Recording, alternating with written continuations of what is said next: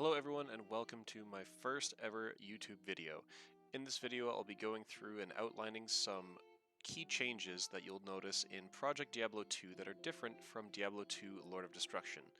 Project Diablo 2 is an absolutely free mod for Diablo 2 that you can download at projectdiablo2.com.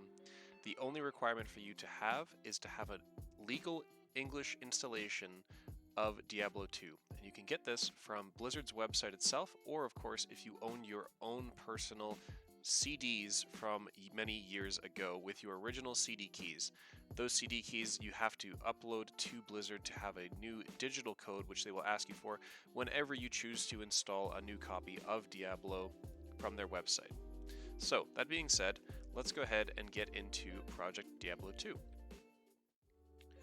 Once you have the game downloaded and you open up the launcher, this is what the interface will look like. You'll have a few options here: play, options, and item filter profiles. You don't have to worry about those bottom two options quite yet. What we're going to be focusing on in this video is simply what the interface is once you start Project Diablo 2. By pressing the play button, it'll immediately bring you to its login page. You will make your account as well as your website account on the Project Diablo 2 website. I'm just going to log into my account.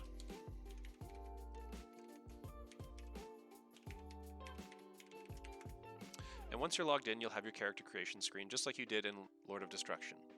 When you make a new character, it's exactly the same. You have all of the same classes, however some of their skills are reworked, which we will get into in another video. You still have the same classic options of an expansion character, which is a must, hardcore or softcore, and ladder. Currently, ladder is the only option for characters. The developers have not quite been able to implement a non-ladder option, so all of your characters will be Lord of Destruction and ladder characters. I personally am playing on hardcore, that is why all of my character names are in red. Once you log into a character, a quick key thing that you may notice is when you join a game, there's a few different letters and colors next to the lobbies in the menu. These connotate which server the game is made on and which difficulty it is.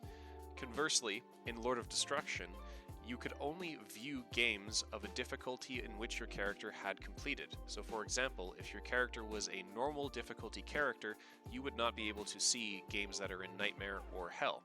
If you had completed normal and your character was in Nightmare, you would not be able to see games that were made in normal difficulty or Hell difficulty. As well as, if your character was in Hell difficulty, you would not be able to see games that were in Nightmare or normal difficulty. In Project Diablo 2, they've gone ahead and made it so that you can see all three difficulties of games in one simple lobby, with the white N meaning normal, the red H meaning Hell, and of course the blue NM meaning Nightmare. This alleviates the difficulty of having to switch from one character that is in one difficulty to another character in a different difficulty just to join a game, and having to copy and paste the name and everything of that game lobby. They also have a filter option over here, so if I were to type in something like Bale, I'm interested in doing a Bale run, you can type that in the filter, it'll bring up all of the games that are being hosted right now that have that word in them. So here I can see there's a Bale run going on in Normal, there's a Bale run going on in Nightmare, and there's a Bale run going on in Hell. When you go to create your own game, you will have an option here for Game Server. What this means is that you actually have the option of choosing which server you are going to be hosting your online game on. And there's a legend on the right hand side of your screen here. There's GS1 for US West, GS2 for US Central, GS3 for US East. There are other servers for Europe, Asia, South America, as well as Australia. Because I'm playing on US West, as I'm located in Canada, this is the closest server for me personally, I'm going to choose GS1. So I will type GS space 1. I'll set a game name for myself and a password and create my game. A few other quick changes you may notice right off the start of the game is the increase of your inventory size. So with Project Diablo 2, the developers of the game, the mods, they started the mod with the intent of keeping Diablo 2 alive, as if development on it had never really stopped. So it's still the same game that you know and love. And they wanted to keep all of those balances as well. All of the changes that they made, they wanted to make sure that it was all balanced. So you may be thinking, well, if your inventory is doubled in size, then surely you could have double the amount of charms, and that kind of leads to some imbalance. This is not the case. You may notice if I take a charm from here, my grand charm, and move it up here, it is now red. So it is now inactive. What this means is if I actually mouse over this charm, it will say at that second line of text there, active in charm inventory. So what they have done is this lower section of your inventory is actually your charm inventory. They did this so that they can alleviate the player having to pick up an item and put it somewhere such as their Herodric cube, identify it, evaluate if the item is good or not, and then drop it.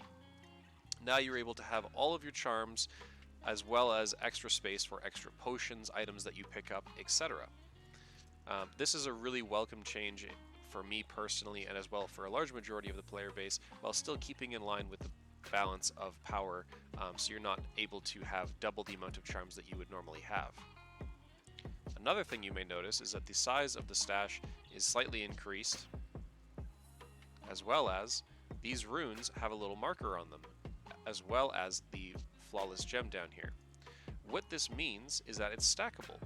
So gone are the days of having to have a mule that is specifically holding your runes. What you can do is you can simply put your rune in there, press the transmute button, and you may notice I now have 2 tur runes. This tur rune does not have the plus sign on it. This means that this rune is now in socketable mode, so you're actually able to use it for a rune word. This one, however, still has this plus sign, so this is a stacked rune. If I mouse over it, it will tell me I have 8 quantity of these. If I want to put them back, I simply leave the one socketable rune in my cube, cube it, it is now stackable, and I can simply put it into my stack. I now have 9 quantity. They've done the same thing with the flawless and perfect gems as well for the game, so you're able just to stack them all up, at least to a maximum of 50. The other really awesome system that they've implemented is if you actually have a key. Hello. Buy some keys from Akara. If you place your flawless gems into your cube, and these are all instackable, you can tell from the little plus sign, and there's 3 quantity here. If you cube them with a key, you will now have a perfect emerald. So what this means is that if I were to take these 9 tur runes and my key, I could transmute them and turn it into a Neph rune, which is of course 1 rune higher. And I can take this Neph rune out and simply press it again and keep transmuting into as many Neph runes as I would like.